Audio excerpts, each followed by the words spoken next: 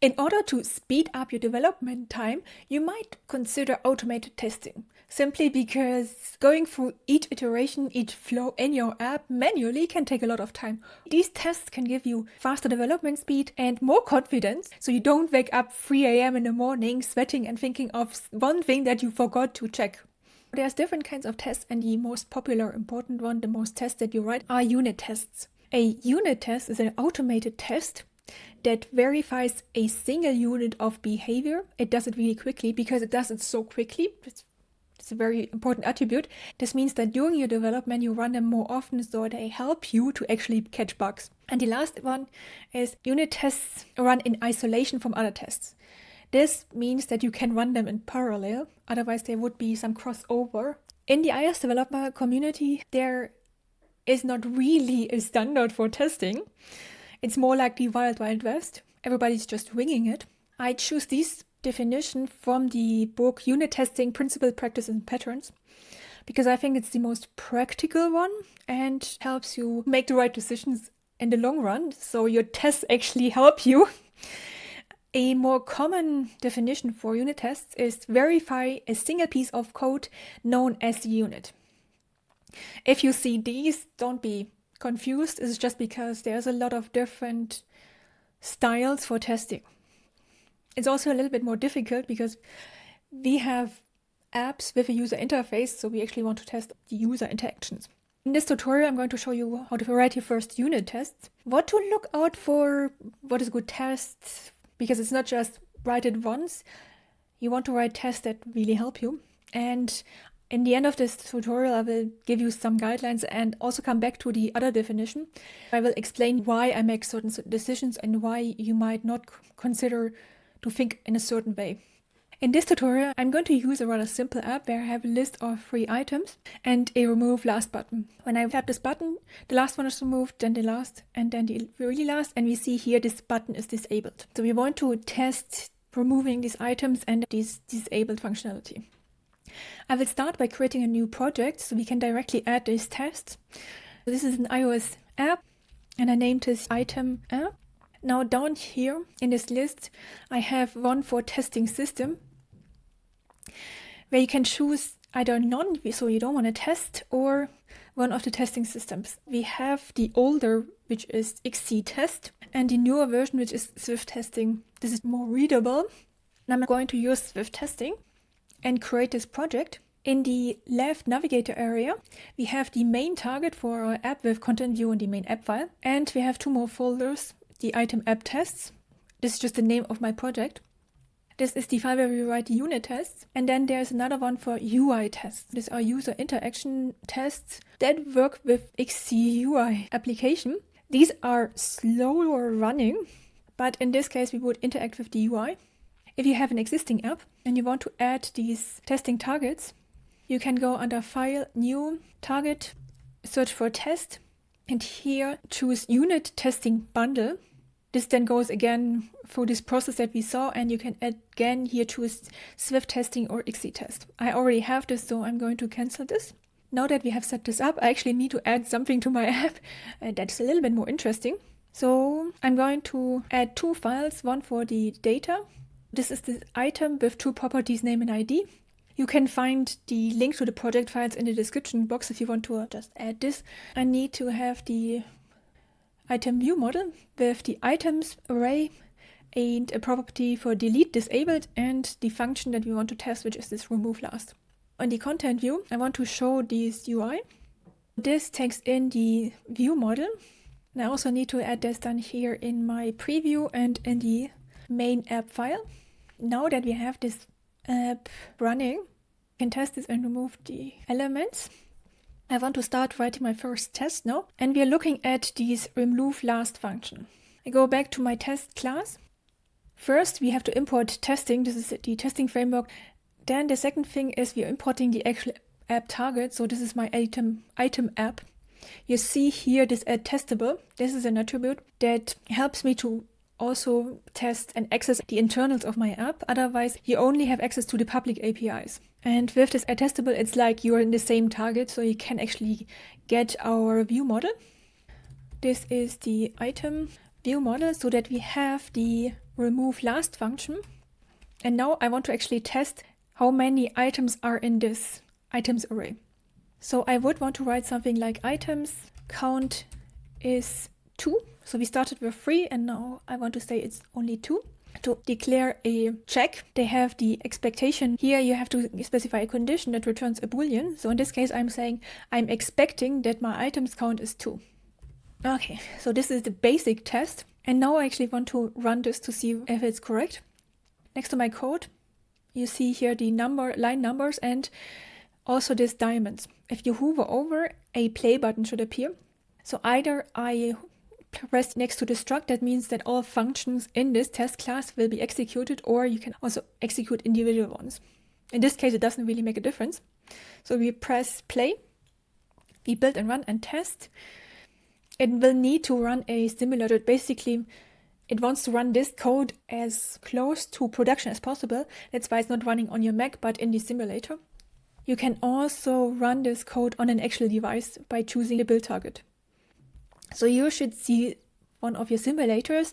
You won't see any user interactions here. This is just for running it. The test is completed and we have this green diamonds, which means it's passed.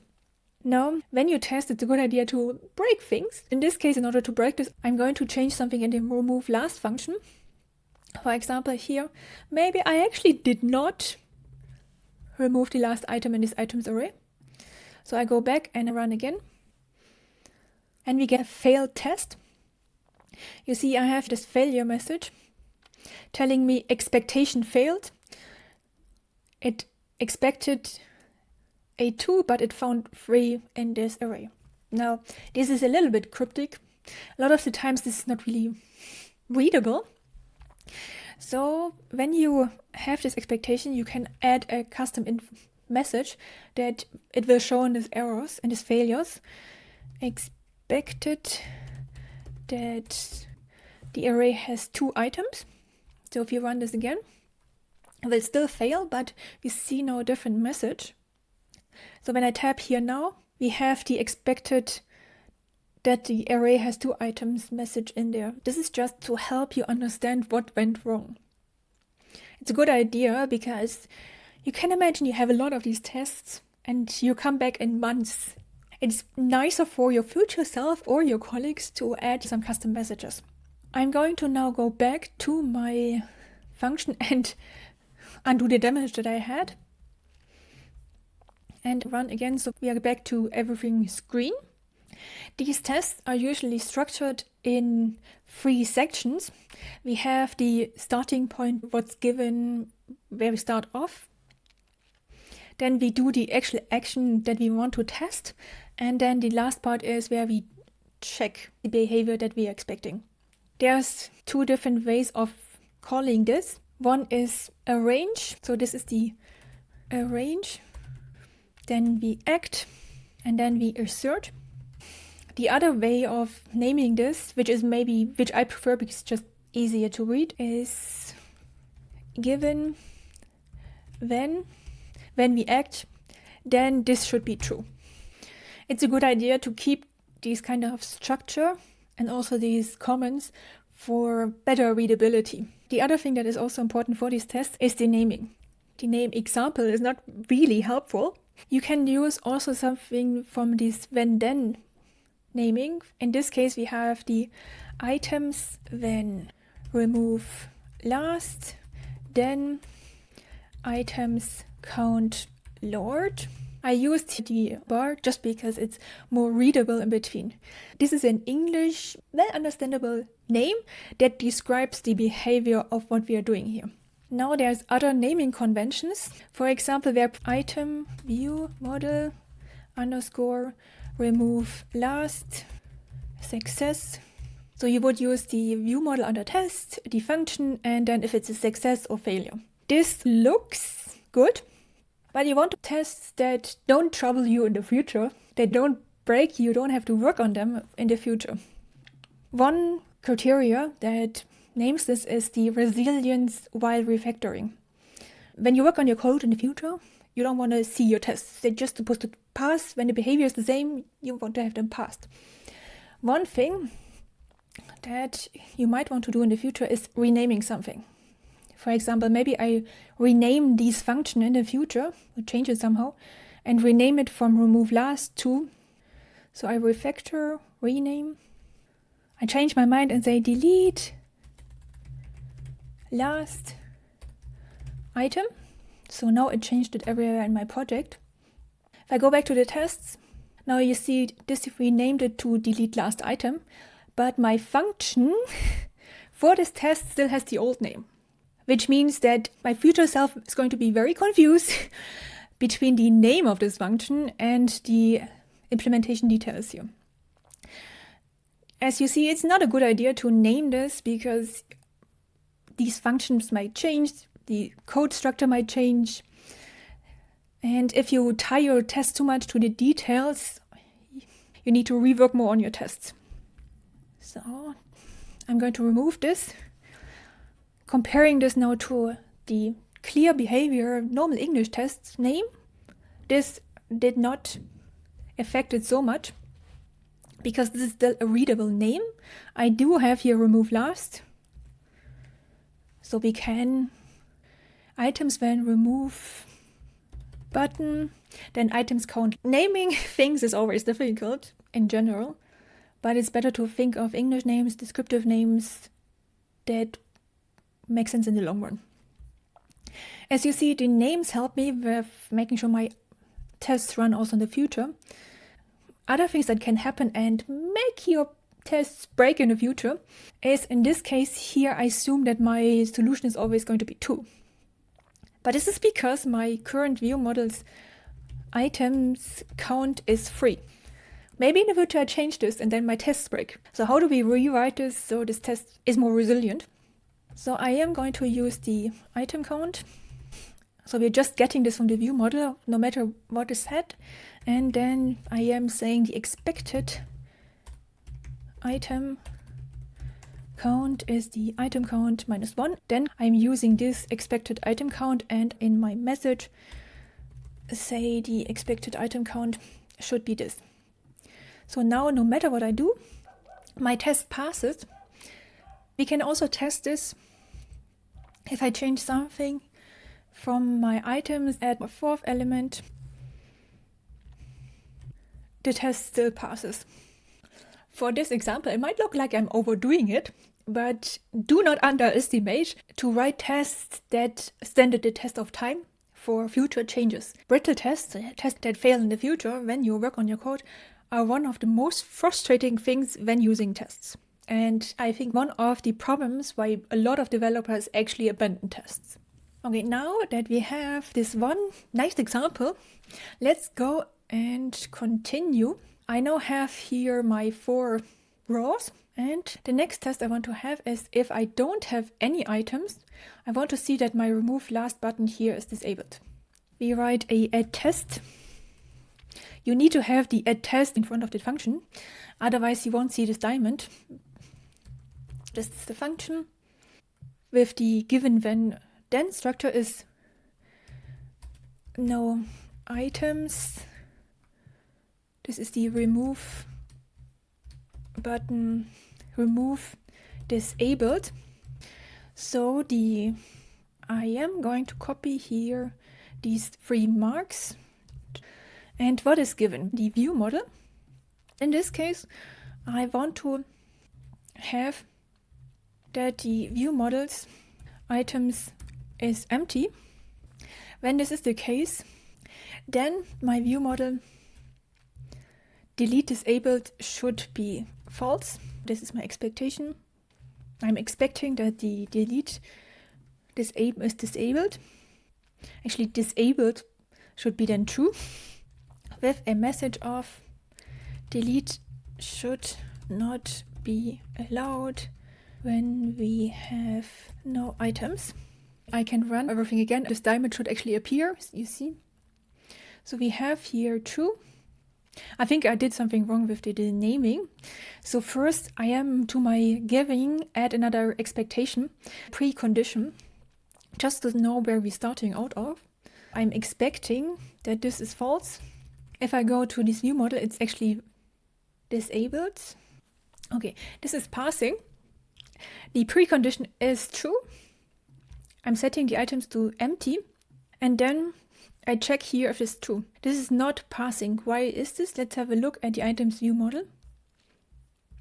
Initially it's false, and then in the delete last item, I delete the last one. When I call this function, I actually change this delete disabled property.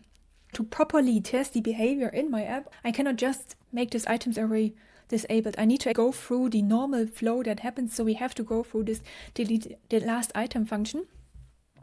So instead of just setting this here to empty, I am calling the delete disabled functions. Now if we have 4 of them, I would call this 4 times. You might already see the problem with this. If we have 3, if we have 5 items, not good. We should call this, for each item in this array, I call the delete last item function. And we run again. And this time the test passes. Now as a last test, if we go back to this function, I started with 3 items, 4 items, and then removed them last by last, so that we have check also this delete disabled function.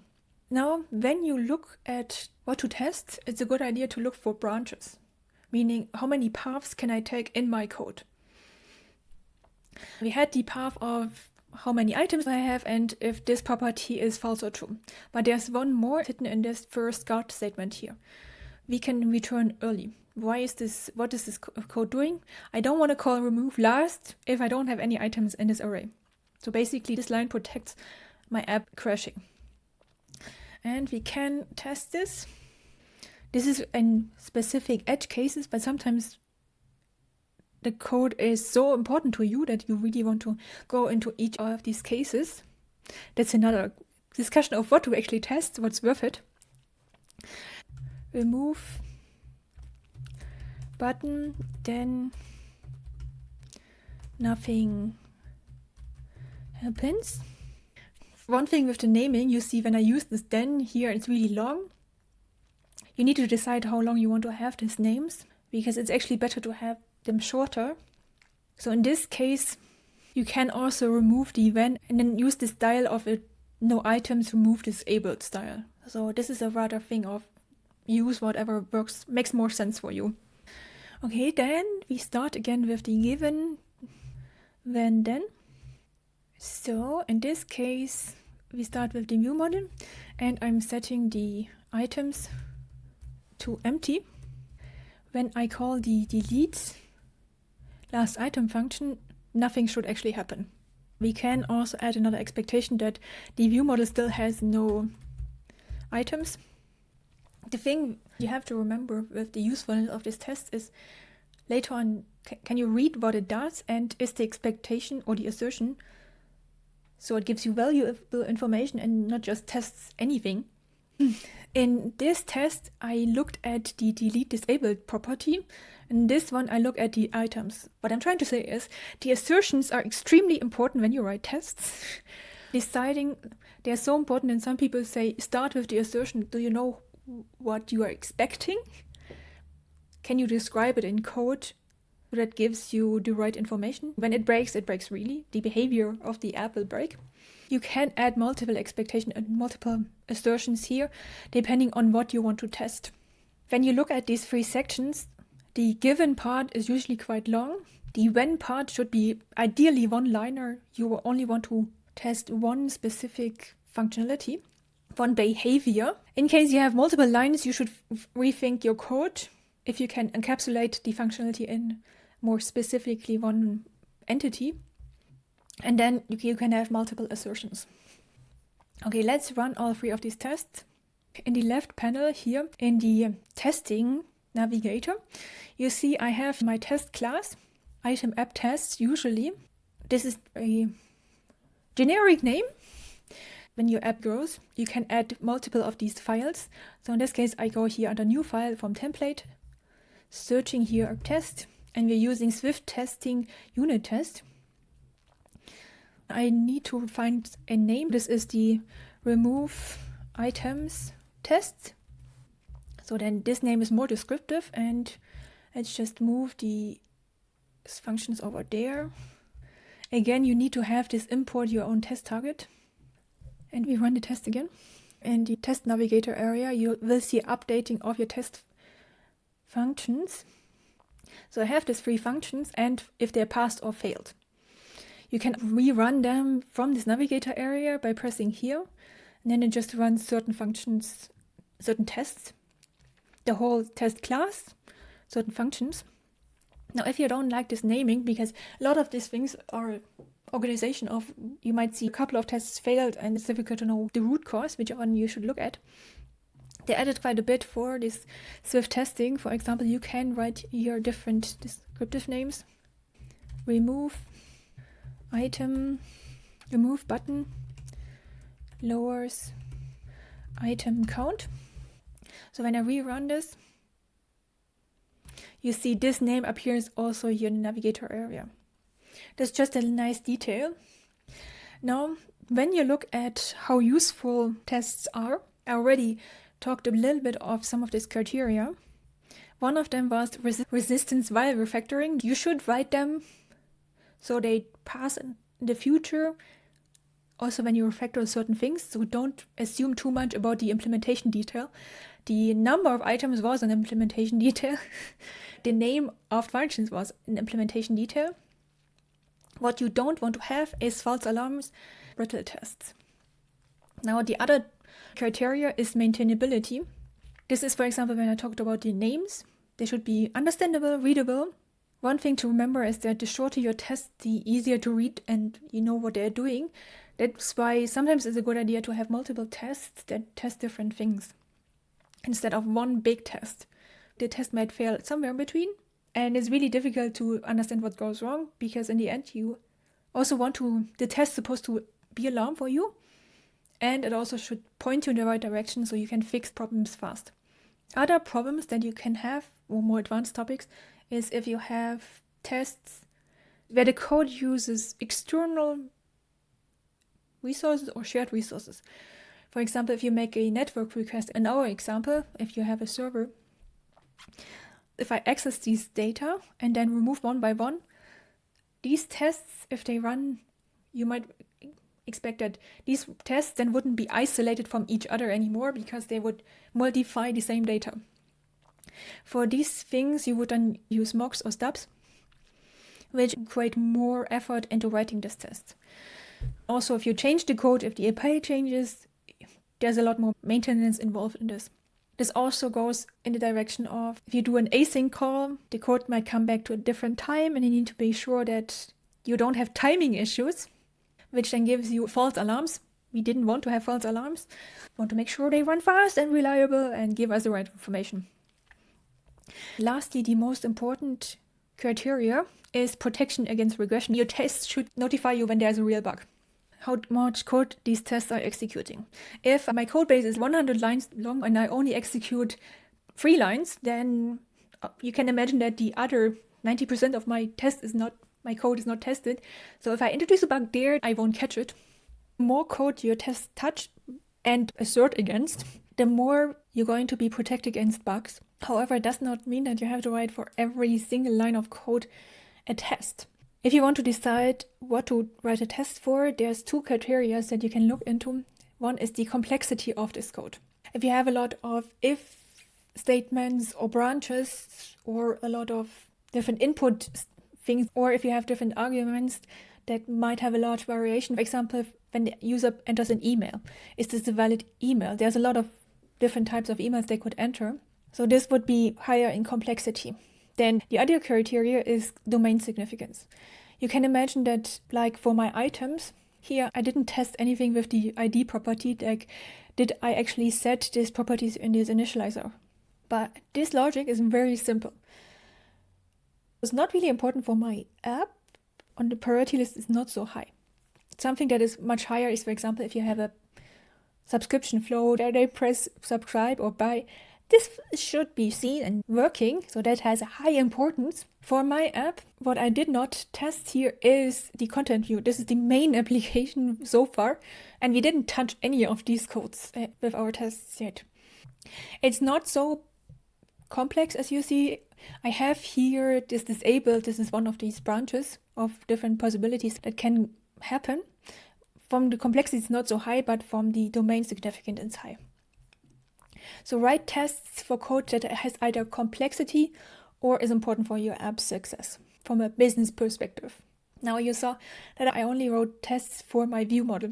View model tests are easy to write. There's a bit of a gap when it comes to testing UI in Xcode, because as you remember, I said unit tests have to be fast. The way you test your UI with XCTests in Xcode is quite slow.